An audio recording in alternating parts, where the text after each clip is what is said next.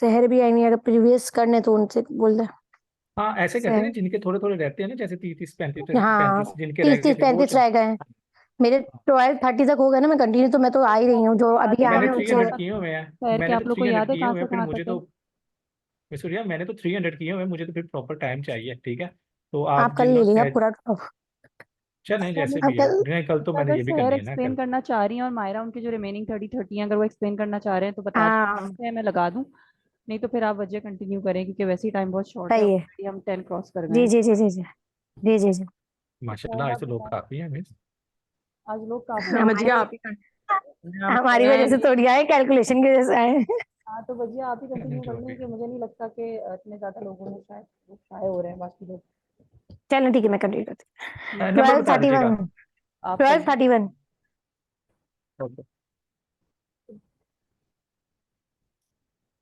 12:31 करूँ स्टार्ट जी करें। जी जी। करें करें। Loading dose of which drug should decrease chronic heart failure.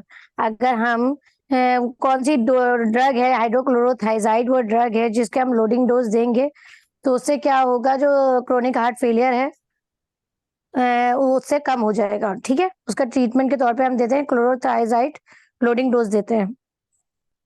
ठीक है, उसमें चांसेस होते हैं कि कम उनको CHF कम हो chances. 12:32 neat loading dose for parental route. वो कौन सी ड्रग है जिसको हम लोडिंग डोज देते हैं as a parental route? Digoxin देते हैं किसमें, हार्ट फेलियर में और इरिथमिया में, और फिनाटोइन देते हैं इन सीजर में। सही है, digoxin heart failure and arrhythmia, and phenytoin in seizure. ये दो ड्रग्स हैं जो आईवी देते हैं हम, और लोडिंग डोज देते हैं, IV plus loading dose. 12:33 maximum buffer capacity with pH 4 and pK acid 4। तो बफर को हम कैसे यूज करेंगे? Buffer is use in IV. Maximum buffer capacity कितनी होती है विथ pH 4? pH 4 पे मैक्सिमम होगी बफर कैपेसिटी। ठीक है, जो बफर की कैपेसिटी है वो pH 4 पे मैक्सिमम होगी, और उसका उस वक्त पीके क्या होगा, एसिड 4 होगा, और बफर को हमेशा हम आईवी रूट से यूज करते हैं। ठीक है, 12:34 low bioavailability means VD is low in tissue and high in plasma. ये तो हम पहले भी पढ़ चुके हैं। जब बायोबिलिटी लो का मतलब क्या होगा, कि हमारी टिश्यूज में कम है ड्रग, और प्लाज्मा में हमारी ड्रग की कंसेंट्रेशन ज्यादा है। ठीक है, अच्छा 12:36 drug has poor oral bioavailability which is not reason. मतलब हम बोल रहे हैं हमारी पुअर बायो अवेलेबिलिटी है अगर हम ओरल कोई ड्रग लें, तो इसमें किडनी का कोई इसमें रद्दो अमल नहीं है इस बायो अवेलेबिलिटी में। ठीक है, कि मेटाबॉलिज्म बाय किडनी हो रही है, ओरल का मेटाबॉलिज्म बाय किडनी से कोई ताल्लुक नहीं है। ठीक है, बायोबिलिटी का। 12:37 erythromycin does not affect bioavailability of ketoconazole। जो एरिथ्रोमाइसिन का कोई भी इफेक्ट नहीं है, उसका कोई इंटरेक्शन नहीं है बायोबिलिटी ऑफ कीटाकेनाजोल का, but both will cause QT prolongation and cardiac arrest. अगर हम दोनों को देंगे साथ, तो उनका जो इफेक्ट है वो क्या है, दोनों क्या करेंगे, क्यूटी प्रोलंगेशन करेंगे, क्यूटी के उसका एलिवेशन करेंगे, और कार्डियक अरेस्ट करेंगे। दोनों का ये तो है, लेकिन ये दोनों आपस में उनका जो बायोबिलिटी है उस पर अफेक्ट नहीं करेंगे। ठीक है, बायोबिलिटी पे असर नहीं करेंगे, क्या पता हम रिसेप्टर सेम जाके उस पर बाइंड कर रहे हो, मतलब उसके जो इफेक्ट्स हैं दोनों का यही है। वैसे तो ये बायोबिलिटी एरिथ्रोमाइसिन इंडिविजुअली एंजाइम है। इनहिबिटर है ना, और कीटोकोनाजोल भी एंजाइम इनहिबिटर है। एंटी फंगल है, हाँ एंटी फंगल है, और दोनों वो है, दोनों एंजाइम इनहिबिटर्स हैं, लेकिन दोनों इनहिबिटर्स है। बायोअवेलेबिलिटी इफेक्ट नहीं कर रहे हैं, मगर दोनों ना तो पॉजिटिव, मतलब तो दोनों जो सिनर्जिक कार्डियक इफेक्ट दे अरेस्ट रहे हो हैं। गया तो बायोअवेलेबिलिटी का क्या करना है? कुछ भी नहीं कर रहे, वो बता रहे बायोबिलिटी का कोई ताल्लुक हाँ नहीं है, इनकी ड्रग्स से बस। हाँ वही ना। एक दो ठीक है। जी हाँ, की वजह से होता है या नहीं, दोनों सेपरेटली? साइटोक्रोम इनहिबिटर है, तो उस वजह से ये दोनों अफेक्ट दे रहे हैं, क्यूटी प्रोलॉन्गेशन और कार्डियक अरेस्ट। क्यूटी प्रोलॉन्गेशन सही है, में बेसिकली होता है ना कि कॉन्ट्रैक्शंस के बिटवीन जो कॉन्ट्रैक्शन ज्यादा है। हार्ट रेट होता है ना, वो कॉन्ट्रैक्शन के दौरान जो हार्ट रेस्ट करता है ना, QRST का जो वो इंटरवल नहीं है, जो पीक जो बनता है हार्ट का, जो ECG जी हाँ जी का Q और वो T लंबा का हो जो जाता है, वो यानी बहुत स्लो हार्ट जो है वो करता है बीट, उसकी वजह से कार्डियक अरेस्ट की स्टेज पे चला जाता कार्डियक अरेस्ट हो जाता है उसकी वजह से। ठीक है। 1238 bioavailability depend on in water and lipid solubility और लिपोफिलिसिटी एंड हाइड्रोफिलिसिटी। बायोअवेलेबिलिटी किस पे डिपेंड करती है कि वो जो हमारे पास ड्रग है उसकी नेचर किस पे है, वो वाटर सॉल्युबिलिटी है या लिपिड सॉल्युबिलिटी है। अगर वो वाटर सॉल्युबिलिटी है तो उसको हम बोलेंगे हाइड्रोफिलिसिटी, और अगर वो लिपिड सॉल्युबिलिटी है तो उसको बोलेंगे लिपोफिलिसिटी। ठीक है, लिपोफिलिक ड्रग्स हैं या हाइड्रोफिलिक ड्रग्स हैं।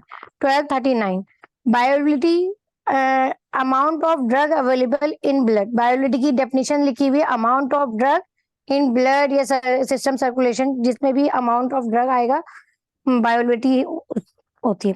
1240 drug that is 60% really excreted and 90% protein bound. ठीक है, and clear about 100 mg per minute by glomerular filtration। ये बोल रहे हैं हमारी एक ड्रग है जो 60% कहाँ से, किडनी से एक्सक्रीट हो रही है, और 90% क्या हो रही है, प्रोटीन से बाउंड की हुई है, वो एक्सक्रीट नहीं हो रही। ठीक है, और clear about 100 millimetre ML ml पर मिनट है बाय ग्लूमेरुलर। ये पूरी एक स्टेटमेंट दी हुई है उन्होंने। ठीक है, उसका ग्लूमेरुलर फिल्ट्रेशन कितना होगा, 100 ml पर मिनट होगा। अगर 60% रीनली एक्सक्रीटेड हो रही है और 90% प्रोटीन से बाउंड हो रही है, तो हमारी जो बॉडी से ड्रग क्लियर होगी वो किस रेशियो, किस उससे होगी, 100 ml पर मिनट से क्लियर होगी। सही है। 1241 ड्रग ओरल बायोअवेलेबिलिटी 20%, मतलब अगर बायो मतलब उसकी हमारी बॉडी में 20% है तो हम बोलेंगे वो पूरली एब्जॉर्ब हो रही है, बल्कि वो 80% क्या हो रही है, एक्सक्रीट हो रही है, सिर्फ 20% हमारी बॉडी में एब्जॉर्ब हो रही है। 1242 hyper sensitivity and idiosyncrasy are not dose depending adverse effect. ये दो चीजें हैं, एक हाइपर सेंसिटिविटी है और एक है आइडियोसिंक्रेसी। एक मिनट मैंने निकाला था ये आइडियोसिंक्रेसी, बता रही हूँ।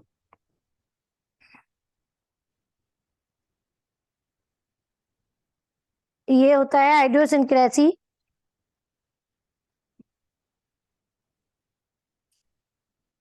मैंने इसकी कहीं डेफिनेशन, ये दोनों उस पे जो ड्रग डोजिंग वो थी ना, डोज पे आते हैं, उसके एडवर्स इफेक्ट में नहीं आते, डोज डिपेंडेंट के। आइडियोसिंक्रेसी क्या है? बता रही हूँ एक मिनट, मैंने बता डेफिनेशन लिखी थी मैंने इसकी। हाइपर सेंसिटिविटी तो होती है ना, एलर्जी रिएक्शन हो रहा है, उससे कोई चीज एलर्जी हो रही है, हाइपर सेंसिटिव है डोज डिपेंडेंट नहीं है, किसी चीज, मतलब वो अगर जिस चीज से मतलब वो उसके sensitive है, एडवर्स इफेक्ट में नहीं आता, कि अगर हम उसकी वो ज्यादा भी कर दे तो नहीं उस पर होता इफेक्ट। अगर उसकी हम डोज भी बढ़ा दें तो उसके एडवर्स इफेक्ट ये नहीं आते कि वो हाइपर सेंसिटिविटी शो करे या आइडियोसिंक्रेसी शो करे, मतलब वो अगर आने होंगे तो वो नॉर्मल डोज में भी आ जाएंगे। नॉर्मल डोज में भी आ जाएंगे, डिपेंड डोज के उस पर डिपेंड नहीं करता। ये आ रहा है एन अनयूजुअल और abnormal response to a substance और medication that is not normally seen in the general population. ये क्या जो निकला हाइपर यार? सेंसिटिविटी है वो मतलब वास्ट पॉपुलेशन में आती है। जो दूसरा आता है वो इंडिविजुअल में आता है, तो किसी एक पेशेंट को एलर्जी होगी और मेजॉरिटी ऑफ पीपल को नहीं होगी। नॉर्मली और नॉर्मली नहीं आता है, किसी किसी को किसी किसी को individual एलर्जी होती है, हर किसी को नहीं होती। किसी को अगर सल्फर से है, किसी को अगर स्पेसिफिक होती है ना, किसी को वही ना, दैट इज नॉट नॉर्मली हाँ seen in the general normal see, population, general हाँ पॉपुलेशन में नहीं आएगी। हाइपर सेंसिटिविटी भी तो जर्नल होती है ना, किसी को अगर इससे एलर्जी है वो भी किसी स्पेसिफिक से होती है, जर्नल नहीं होती। इसी तरह ये आइडियोसिंक्रेसी भी किसी स्पेसिफिक को किसी स्पेसिफिक मटेरियल से एलर्जी होती है, तो दोनों एक जैसे के वही है। तो ये डोज डिपेंडेंट नहीं होते, हम जितनी भी डोज दे लें उसका एडवर्स इफेक्ट नहीं आएगा कि वो हाइपर सेंसिटिव करवाए। ठीक है, 1243. Some drugs show irrelevance between intensity of the pharmacological response and plasma concentration because the drug irreversibly interact with the receptor. ये क्या बोल रहे हैं, जो कुछ ड्रग्स होती हैं वो intensity show irrelevance between intensity of pharmacological response, जो हमारे पास रिस्पॉन्स आ रहे होते हैं ड्रग्स के, वो किस और क्या है, दो चीजों के साथ है, एक फार्माकोलॉजिकल रिस्पॉन्स है और एक है प्लाज्मा कंसंट्रेशन ऑफ ड्रग।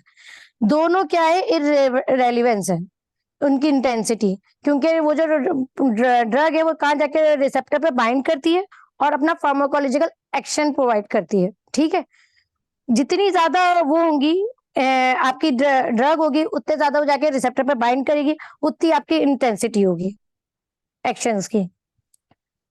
समझ आ रही है?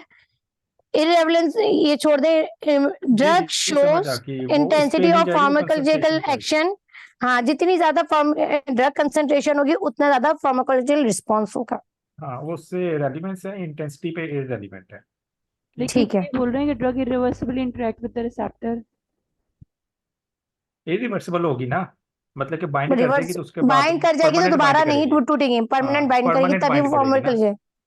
अगर वो रिवर्सिबल होगी तो फिर तो वो अपना एक्शन लूज कर देगी ना, इसलिए वो इररिवर्सिबल बाइंडिंग है, वो अपना फार्माकोलॉजी इंटेंस में देगी तभी।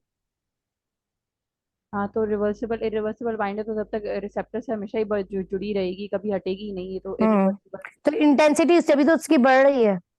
अच्छा, सही। हम्म इररिलेवेंस इंटेंसिटी का शो बढ़ कर रहे हैं तभी। ना ये लोग, तो इररिलेवेंस का मतलब नहीं समझ में आया। इररिलेवेंस मतलब बढ़ना। इररेलेवेंस मतलब उसकी इंटेंसिटी बढ़ रही है अगर वो इररिवर्सिबल बाइंड कर रहा है तो। अच्छा, सही। बस 1244. What is the mean by the term steady state in relation to the plasma level of drug?